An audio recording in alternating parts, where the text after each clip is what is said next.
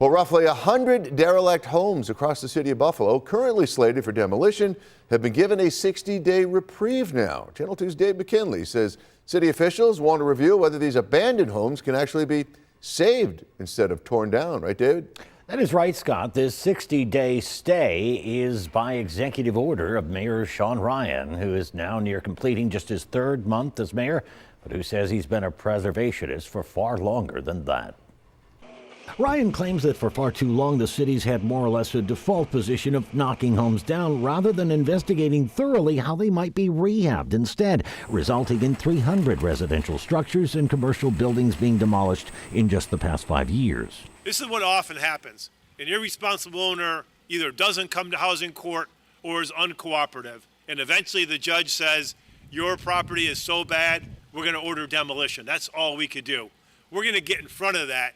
We're going to ask for the receivership program, abandonment, or eminent domain, so we can take over those blight properties before it gets to demolition. But sometimes neighbors wait for years to see a derelict home on their street finally removed. And how many more years before it's demolished because of what you're doing? That's only happening because the city was mismanaged in the past. We're going to have a permits and inspection department that responds. So we're not going to waste all our time like we did in the past.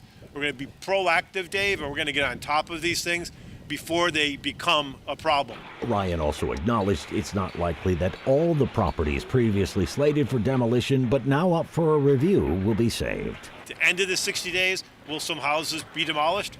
Probably, but it depends on the evaluation. Will 100 houses be demolished?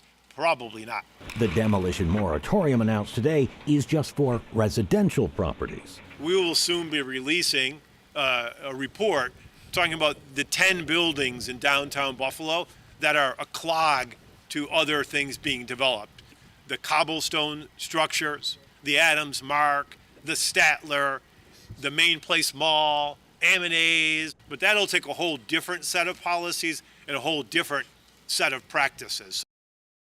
And along with reassessing those houses due to be demolished, the city will issue no additional demolition permits for residential structures in the next 60 days, except for those which have been declared unsafe or those that would be subject to an emergency demolition. On your side, Dave McKinley, Channel 2 News.